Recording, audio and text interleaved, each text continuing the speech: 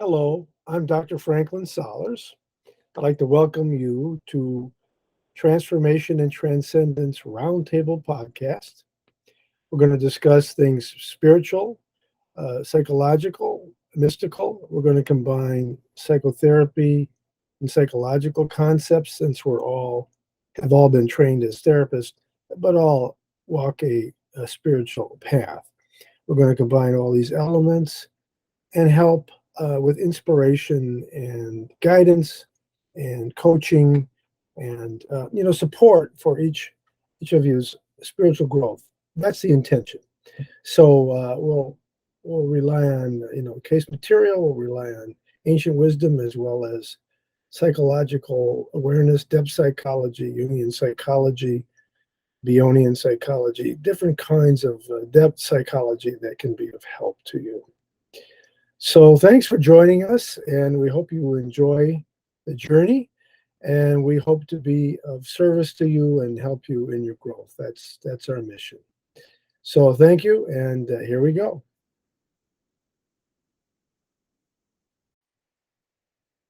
So welcome to the Transformation and Transcendence Roundtable podcast. So we have Ben Bennett Carpenter with us today, and Leah Dickinson, and myself, Franklin Solers. So I'm gonna when you start, why don't you say your name so that on the audio people get who it is and start to identify your voice, that kind of thing. So we usually talk about case issues, psychological concepts, spiritual concepts, psycho-spiritual concepts, mystical kinds of events, and thoughts and this kind of thing. So, what do we got today? What's going on today? And here's Fareed Lazabaz here too today. Hello.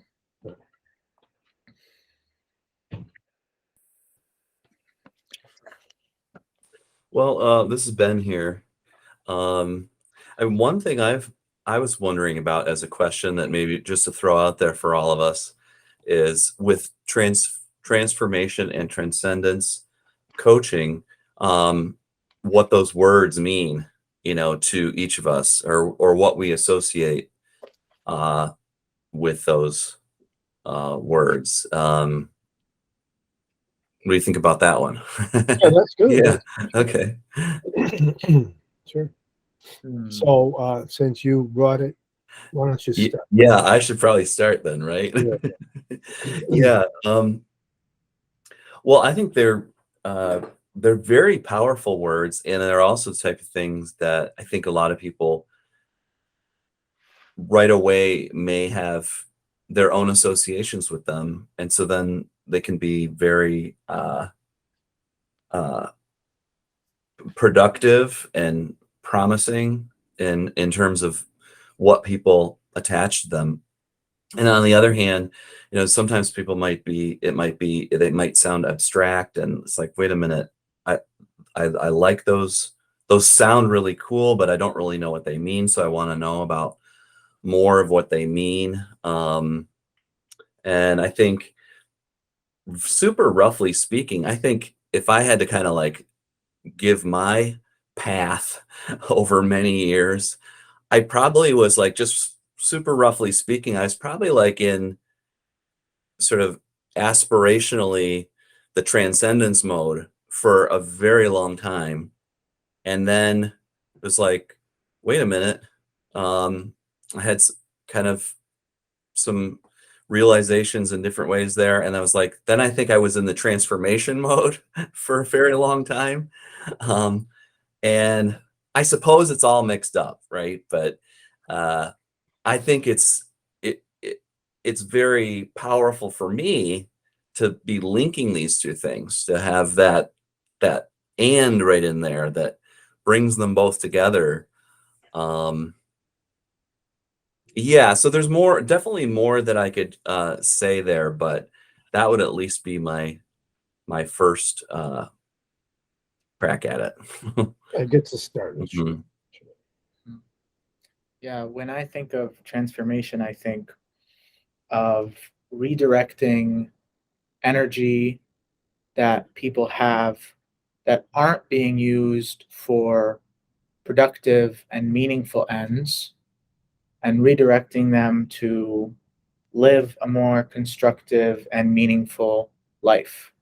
I think any given person is probably using a certain amount of their energy in self-destructive games and pointless fixations and the kinds of vague complaints that usually prompt people to seek something like coaching.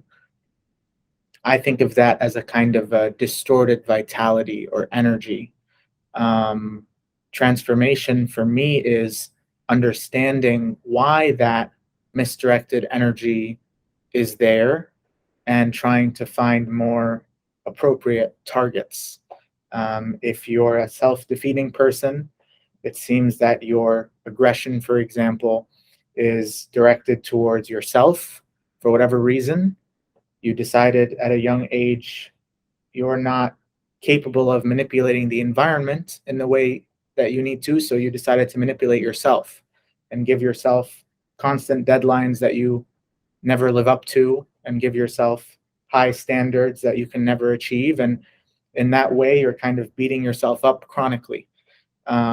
This is something I would see as a kind of energy and vitality that's directed at the self, instead of being directed in the environment and in the objects of the environment to get you to fulfill and accomplish the things that you want to fulfill and accomplish.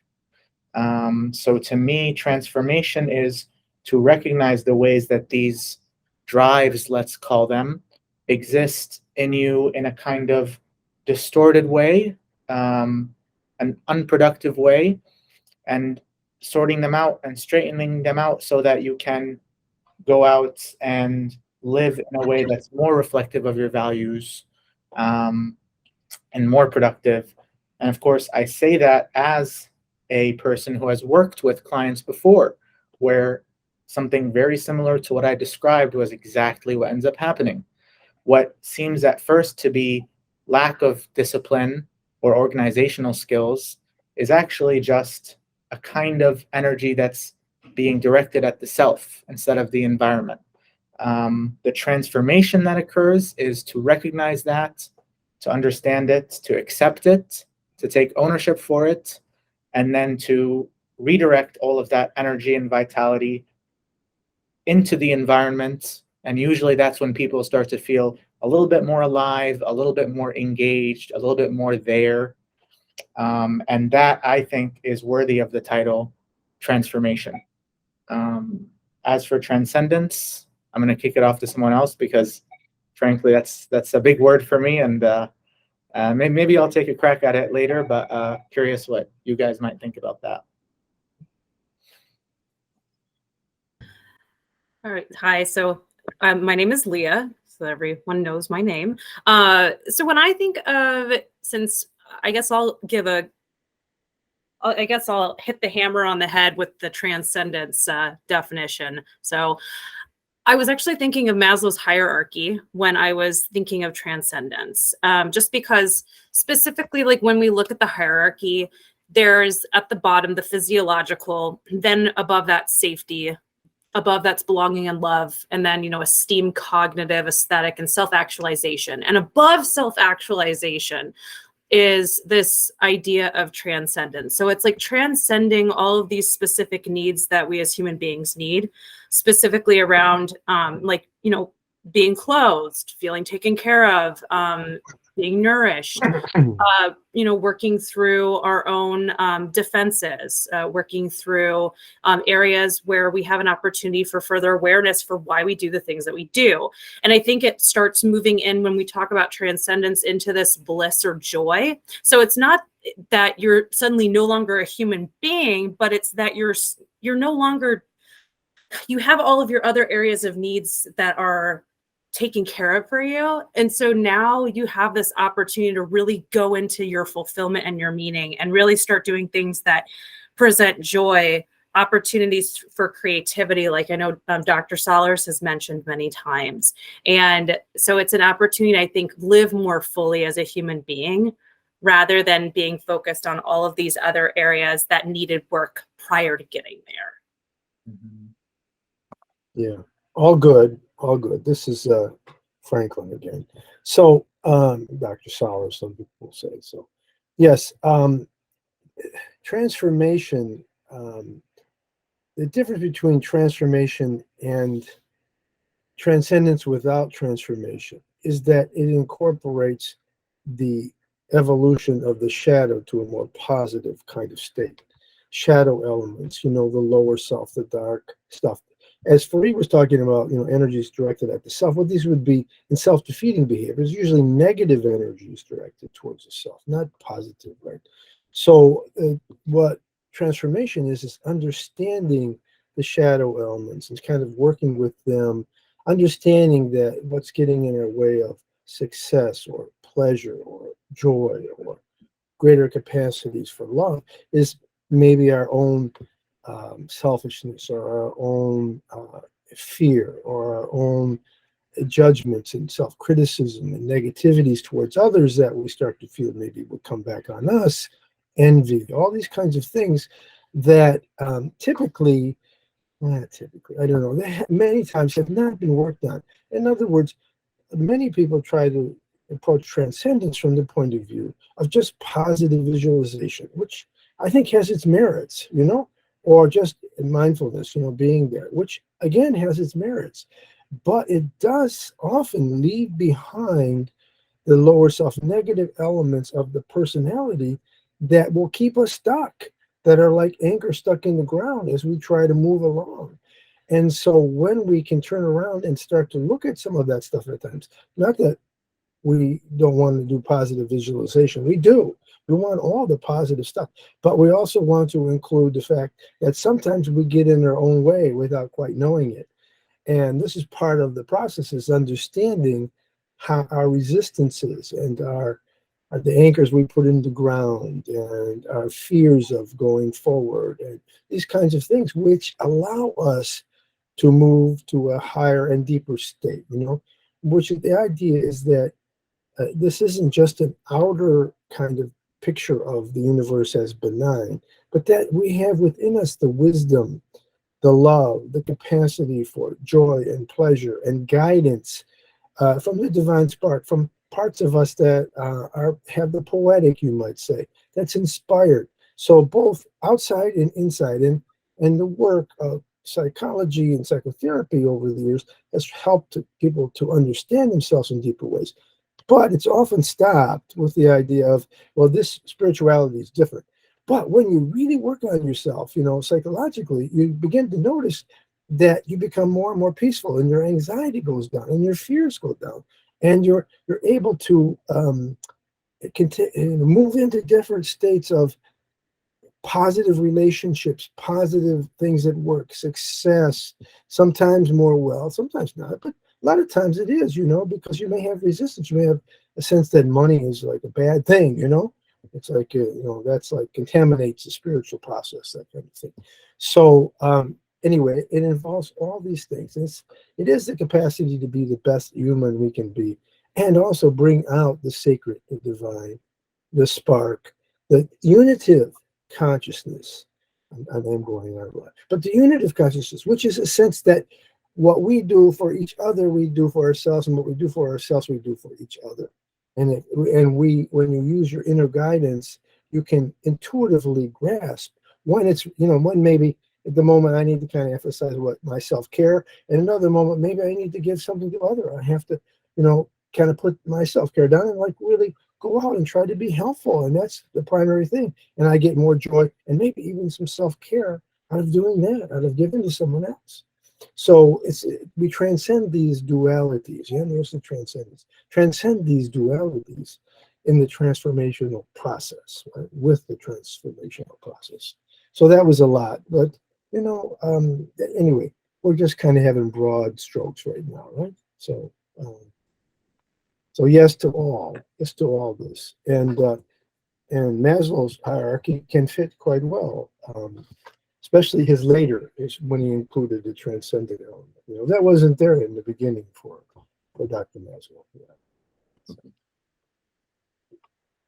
Yeah, I really Well- appreciated what you just said, Dr. Sellers. Oh, did you want to go, Ben? Go ahead, Leah. Yeah. Okay, I'll keep it really short, I promise. Uh, so I really appreciate you providing further information and insight regarding the shadow self, versus also actually the positive, the light version too, because there's also that light version of not knowing if you're ever going to be able to, move into being able to live out certain dreams or ideas or understandings. I remember reading and learning more about that as well, but absolutely. I think our culture has taught us, and also a lot of religious faiths, that it's dangerous to look at the dark, at the shadow version of self, that somehow if we view it, that we're going to basically befall to it, and that we're going to get sucked in kind of like a black hole, and we're not going to be able to find our way out. And so I kind of want to challenge people who are listening for this opportunity to actually, rather than having a fear of like this quote unquote darkness of self, but actually like take this opportunity to begin to allow yourself to recognize certain things within you that maybe create shame in your life, that maybe create a lot of like rage inside. And the more you begin to notice these things, the more you're going to start wanting to you're going to be more aware, and you're going to want to practice and maybe change up how you're viewing and looking at it. And it's like the learning of being able to accept the thing, but not begin to act out the behavior. That's the difference. But it does really make a huge healing impact on a person's life when they can recognize that they have these pieces within them, but that they have the strength to contain it and notice it, but not do anything necessarily with it. Mm. Yes, feelings are not actions, because you might begin to see that you have envy, or you have a spite, or something like that. That it doesn't mean you got it this because you recognize it, you want to do it more. Actually, what happens is I think we did talk about this last week, when you recognize it consciously and understand it, you're less likely to act out. You're less likely to be, driven by an impulse or a feeling that you're unaware of. When things become conscious, you have the ability to challenge them and manage them in ways you don't when they're not conscious. We talk about the idea that they bleed out. They create a negative spiral, a vicious circle that comes back to you, because you may be doing things you don't even quite know, like that agitate the other person, cause resentment, things like that. And but if you're conscious, you got a handle on it, and you can even, you can begin to see that, and then manage yourself better, right? Manage yourself better. And as you recognize faults and negative feelings over time, with an observing ego, you might say, and you begin to witness them, they begin to soften too. There's a kind of a detoxification process that happens just from the fact that you see them, you recognize them, and they begin to soften over time. Not right away, but it takes time. Yeah, Ben wants to jump in. Yeah. Yeah, and I can't help but think that a lot of that stuff is what many people really want to avoid. I mean, it's like the bad stuff, the negative stuff. It's a lot of our default modes is to not go there because it's unpleasant, it's terrifying, it's yucky, it's you name it. It's just something not desirable. So it just seems obvious that, well, of course, if it's bad, then we want to move towards the good. Or if it's negative, then we want to move towards the positive. And I mean, that all makes sense on the surface. But I mean, to me, what one of the main things that really stands out to me and what we're talking about here is kind of like, on the one hand, Leah, you're talking about this aspiration, move towards bliss, towards joy, and then on the other hand, all these sort of undesirable, uh, negative capacities that we have on the other hand. And I guess what was really speaking to me right now is just those exploring that the negative stuff, the fearful stuff, all of that can be so rich. It's kind of a crude example, but sometimes I think of it as like we do kind of have to get into the shit. I mean, and I think of sort of I've never been much into gardening yet. Maybe I will someday, but I've got some farmers in my family and my ancestry, and I know just enough to be able to say like that you got, it one of the richest things to have on your crops there is loads and loads and loads of manure. So I mean, the smell of manure, like I'm thinking of this one place I've been where there's a manure pond by this farm, and it's just horrific. I mean, it's just absolutely one of the grossest things I could ever experience.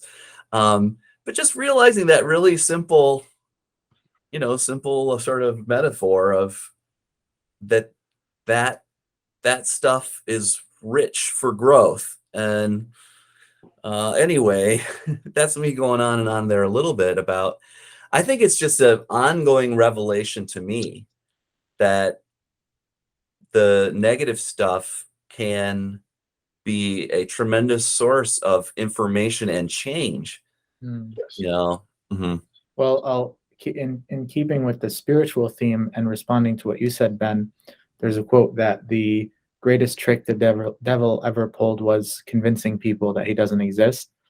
And I think the greatest trick that our negative aspects of our personalities ever pulled was convincing us that they're shameful or unprofitable or, in some sense, not worthy of being explored and examined.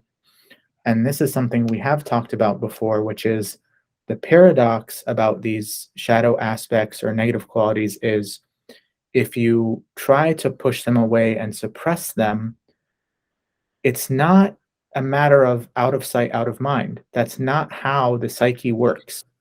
And I think Freud discovered this, which is if you push something out, precisely the pushing out is what gives it the power and influence to affect your behavior.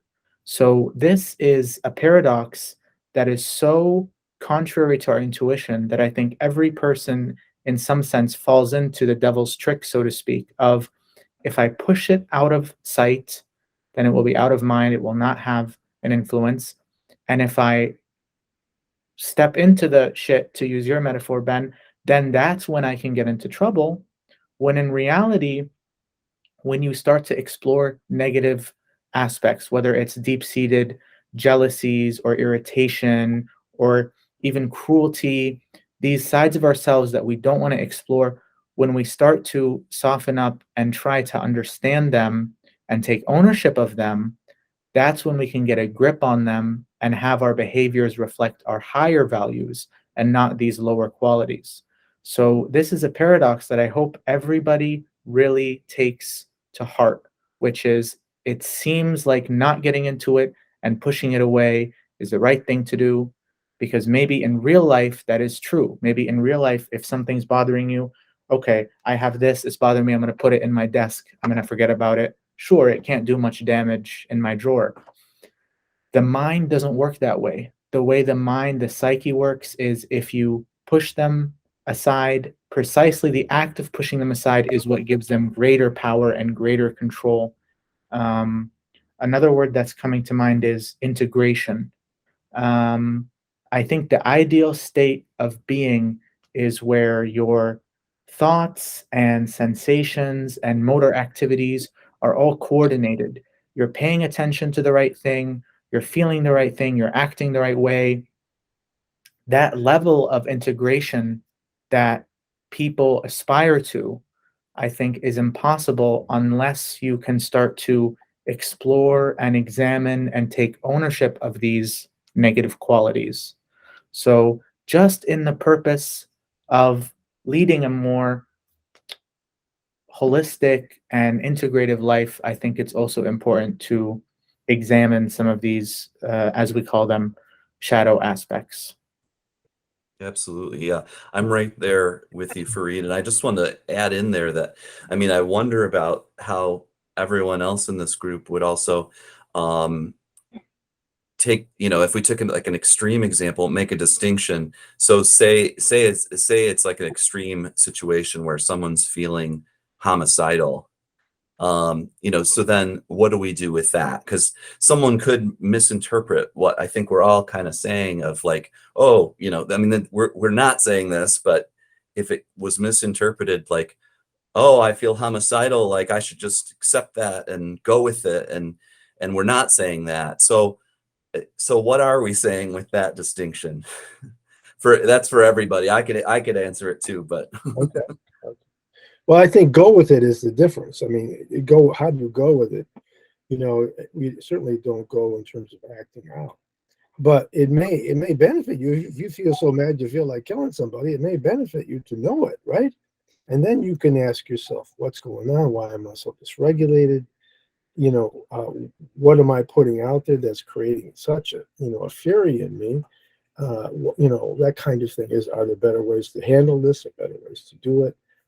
Better ways to manage my feelings? Is this something I need to assert rather than kill somebody? Maybe I need to say, stop it, or don't do that, or this hurts, or gather help, or there's many other ways to deal with fury, for example, or rage, than to act it out. And when you begin to recognize it in yourself and you have help, you vent it. That even venting it, talking about it to somebody, can lower the temperature, you might say, lower the amount of energy, and then you can come together and talk about ways to manage it, feel better. What's the hurt? What's underneath the rage? What's the hurt? Is it shame? Is it hurt? Is it embarrassment? Is it sadness? Whatever it might be, and you talk that out, and then the anger and the hostility goes down a little bit. That doesn't mean you don't effectively deal with your environment if you need to do something, but it typically does not involve hurting anybody, right? That's a rare circumstance when you're trying to defend yourself, not because you want revenge or you want to act out. That's reserved, in terms of self-defense, not to settle a score or to protect your ego or something like that. That's not what we want to do. That's not what anybody really, if you want to grow emotionally, that's not what anybody would want to do, right? That kind of thing. That's more from our more immature adolescent kind of days, right? We want that kind of stuff, right? Not that it doesn't ever flash in our minds, but then it reminds me of the guest house, right? Roomie's guest house. The malice, the scorn, all these kinds of traits that we feel are negative. We make a place for them at the table. Why do we do that? Because then we can talk to them, then we can reason with them, then we can work with them. If we make them foreign and alien, as we're talking about, and keep them repressed, they don't go away. They just haunt us. What resists will persist, right? That kind of thing. So it just comes back, and it continues to bother us. But if you make them conscious, you can begin to work with them and transform them. In other words, the hostility may end up being, as you talk about your hurt or your embarrassment or your shame, you may end up finding love within it, you see, and longing and care towards other people. And so the transformation becomes that the hostility begins to moderate and more positive feelings come out, so that there is a transformation of the hostility or the rage to a large degree. There's transformation, right? And it ends up being more benevolent, and you end up acting out less, even unconsciously, and the life becomes a little bit more peaceful around you, right? And then peaceful inside too, in both ways, right? Both ways. So I maybe I took too much time doing that one, but anyway, that's a take on it, right? absolutely. Yeah. Yeah.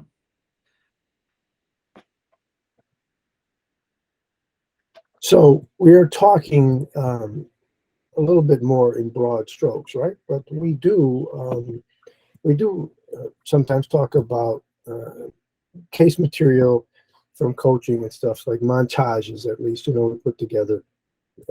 Many people are depressed, so we'll make figure of someone who's of the many people that are depressed and talk about depression as it relates to the shadow of the lower self. Talk about depression as it relates to self-defeating behavior and not moving forward in life, and depression as a resistance to feel joy and pleasure, right? Because that's one of the hallmarks of depression is you don't have any joy and any pleasure. Right? It's anhedonia. That's the scientific name for it.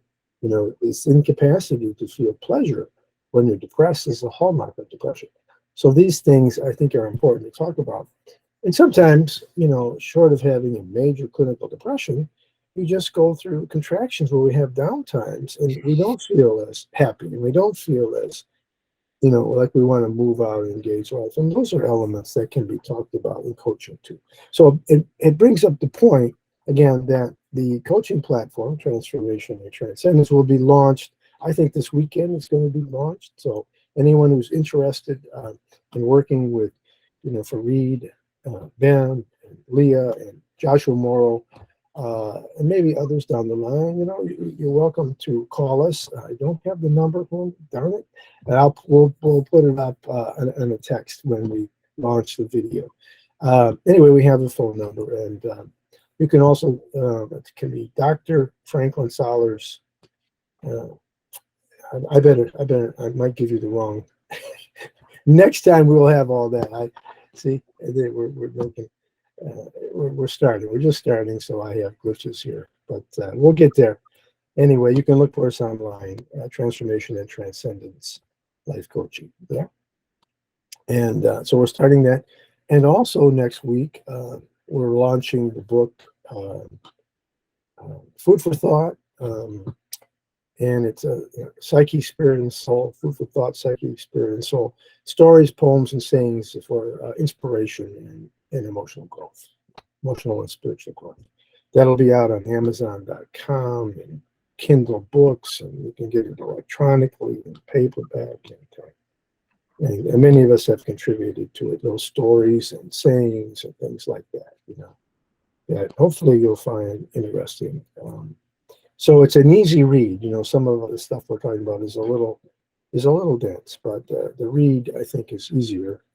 It's meant to be an easy get in terms of just the story form of things, interesting stories that touch you and that kind of thing, and speak to you in terms of transformation. Okay.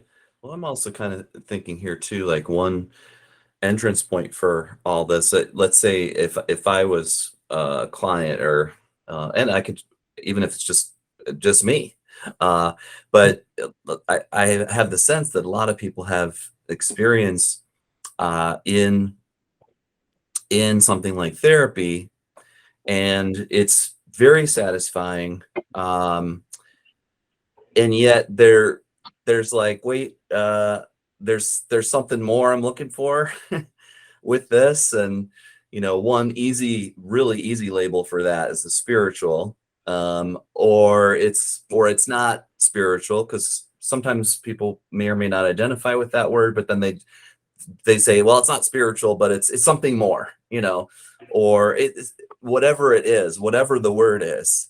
They just have this sense and a desire for it to be, I guess, kind of roughly speaking, like more than psychological, something like that. And so I think what we're trying to do here is go in that direction. And then meanwhile, at the same time, coming from the other direction, my sense is that a lot of people have experience in various, for lack of a better word, spiritual communities, or on spiritual paths individually. And they may have been on that path for a very long time. Maybe not just 1 or 2 or 3 years, but that's okay too. Maybe it's just a few years, but maybe many years, 5, 10, 20 years, you name it, and got a lot out of that, and continue to maybe find that as a source of strength and insight and so on. But nevertheless, experience kind of like what Fareed was talking about a little bit earlier, of like feeling stuck, not knowing why, like, wait a minute, like, and it's, I guess in a way it's like, wait, I need something more, but I guess I'm thinking of it more like, boy, something's off here. Like, I've been on this spiritual path like forever, and I'm getting a little frustrated, maybe even a little angry of like, why isn't this working for me? I'm doing all the right things on this path, and yet what is wrong with me, you know? And so then I think there's an opportunity to turn towards, if someone hasn't already done that, towards therapy or towards coaching or something like we're doing here, kind of coming back in the other direction. So yeah, some thoughts there. Yes. Yes. Good. Yeah, I was actually going to bring up too, because I think we're going to probably not just get people who are on the spiritual path, but also religious too. Like we might even get people who are from the Christian background. Oh, we kind of lost you a little bit there. Earlier. Oh, can you Go guys ahead. hear me now? Go ahead. Oh, you're back now. Yep. Yep. Okay, let me repeat that. So like we're also going to be available for people who are also religious too, like people who are on the path of Christianity, different denominations, Judaism, Islam, and many other religious groups as well. And so there is an opportunity to also dive into that for folks too, and to be able to help them explore and to better understand the parts of themselves where they're feeling stuck in their faith, or they're feeling condemned, or they're feeling they're experiencing shame, or they're not feeling like they're enough for God, or that they've had maybe traumatic events in their lives that have impacted their relationship with God and how they view him. So there's also going to be that type of aspect too. So just to kind of like open it up, that it's not going to be just for people who are like on this quote unquote more spiritual journey, but people who are on even religious journeys. Mm-hmm. Yes, indeed. Yes. Yeah, it's interesting that each of us seems to be trying to express the state of mind or experience that might prompt someone to want transformation and transcendence coaching services. And it seems like what we're all converging on is this sense of there's not enough right now. There's something missing. There's some ideal that I could be striving towards, more fulfillment, more of a sense of purpose. And I do think that that's where the distinction between therapy and coaching comes in handy, because therapy is still very much in the biomedical model, because we do have to diagnose and we do have to say implicitly something is wrong and we are trying to alleviate what is wrong. Whereas coaching does not involve any of that kind of a paradigm. And I think that's really the benefit, is that each of the people here have backgrounds in doing psychotherapy. So we have the skills of a psychotherapist, but in a coaching setting, we're not limited by the paradigm of psychotherapy. So if I had to make a pitch, I think it would be that this is a very unique setting where you have psychotherapists who are doing non-psychotherapeutic work, coaching work. And I think in the coaching space, we're much more free to explore certain ideas and use certain tools that we may not be able to. For example, Marcus Aurelius is a philosopher who has made a lot of improvements in my life, and I've read him very carefully, but I don't think it would be in my duty of care if I had a client with anxiety and psychotherapy. I really wouldn't think it would be appropriate, let's say, to launch into a several week investigation of his works and try to apply his works, because even though I know it would be beneficial, that's not the standard of care. In psychotherapy, you have to follow evidence-based standards of care. While I might pepper in some Marcus Aurelius quotes and suggest that they read it, we wouldn't be able to, for example, really dive into the work and see how can this philosophy do what philosophy was originally meant for, which is apply in a very direct way in your life so that you can live a more meaningful and beautiful life. To use another example, since Leah brought up different religions and spiritual paths, if somebody would like to know about the Sufi path, for example, I know many Sufi authors whose ideas and paradigms can really help for you to view your life in a more positive way and work towards goals. But again, I wouldn't feel comfortable doing that in psychotherapy because, frankly, there's not an evidence-based Sufi methodology or Islamic methodology yet. So I think that's really the message that I would like to give to prospective clients, which is coaching is something that involves the best of both worlds. You have the interpersonal skills and professionalism of psychotherapists, but in a setting where we're not beholden to some of the expectations that might be involved with that. Of course, Dr. Sollers, you're the expert, so please correct me if I've said anything wrong, but I do believe that coaching kind of represents this very unique space where you can dive into certain kinds of ideas and techniques that you will find very fruitful and hopefully help you to live a more fulfilled and productive life. No, I think that's really right on for me. Very, very right on. Another thing along with that is that, somebody may come into psychotherapy and they just want to get rid of maybe they want more, but sometimes they just want to get rid of their anxiety or something, or their depression or their phobia. Well, that's okay and good. And we can even help with that with coaching. But in coaching, the idea may be more, what is your anxiety trying to teach you about your spiritual growth? As we work on it, what is the deeper meaning of that in terms of your overall development spiritually, psychospiritually, and emotionally? I think that's a little bit different framework. It may be brought in psychotherapy, but that problems that we have in life can be stepping stones for advancement in a broader and higher way. So maybe it's a matter of emphasis, but in some psychotherapies, certain very narrow ones, it's always narrow problem focused.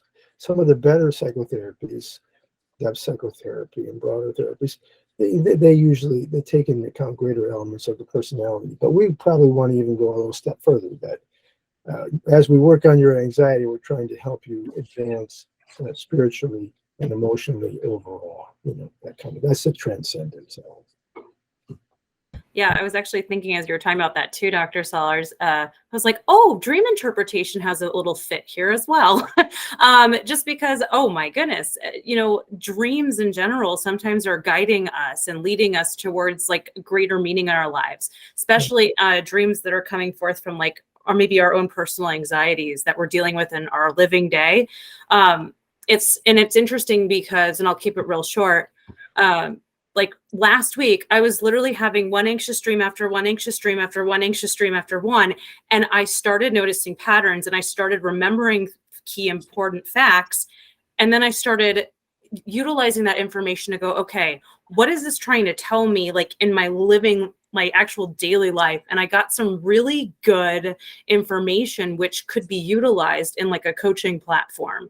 So even clients being able to produce and communicate their dreams can really help us to be like, oh, well, it sounds like you're really wanting to move more in your life here, but you're feeling held back, or you're not sure that you're going to be able to do the thing that you want to do because maybe you're afraid, or maybe you don't have the materials necessary to do it. Sure, absolutely. Mm-hmm. Absolutely. I'm so glad you brought that up, Leah, because very briefly, I know we're running out of time, but I feel like so many people feel like they're getting messages from the world, from society, and they need to sort themselves out. They need to distinguish what are my personal values versus what are the expectations that have been imposed upon me and the standards that I've swallowed whole without really analyzing them and dissecting them. In short, how can I distinguish between what is truly me versus what is just parts of me that I've gotten from the world outside of me that have just been around for so long, I mistake them as me. But that mistaking them is causing alienation and a lot of suffering. what better place to start than the images and messages and ideas that you get at your most private hour, when you've completely resigned from the world, when you're asleep, when your eyes are closed, when you're totally away from the world and society. Magically, wondrously, we have these little images and ideas that are whispered to you softly. To me, that is the basis of a discovery of your true ownmost values. These precious little gifts that we get every night. I think if dream interpretation is done well, as it was in your case, Leah, you can start to build on your authentic self, what you truly believe and feel, because no one's whispering in your ear for a dream. A dream comes completely out of your own psyche. It is pristine, unblemished by society as far as I'm concerned. So starting with the content and messages of a dream in order to discover who our authentic selves are, and then start to do the important work of distinguishing, okay, this is who I am, this is the expectations of me, and then starting to live life according to what you understand to be your values, not anybody else's values, your expectations for yourself, not anyone else's expectations. I think dream work can be an incredibly fulfilling and productive way of doing that. And I'm sure that that would be part of any kind of coaching experience as well. Very good. Well, thank you, everybody. We do have to stop, but it's been rich. I've been excited to be part of it, and it just feels really good to be part of it, actually, part of this group and part of this podcast. So thanks, everybody, and we'll be here every Thursday, like 12:05. I think we'll shoot for 12:05, and just afternoon, and then the podcast will be recorded, and you'll find the audio podcast on iTunes and Spotify and any place you find the podcast. So it's aggregated and put up on podcasting, and it'll be on YouTube. It should be Transformation and Transcendence. Look for that. It could be coaching, but anyway, look for Transformation and Transcendence. You're probably not going to see those two together very often. And we'll be online. The coaching platform starts soon. Transformation and Transcendence. You can look online for our coaching. Okay. And so thanks everybody for coming, and thanks everybody for listening and watching wherever you do. Yeah. And we'll see you all next week. Take care. Bye. Thank you, everyone. Bye.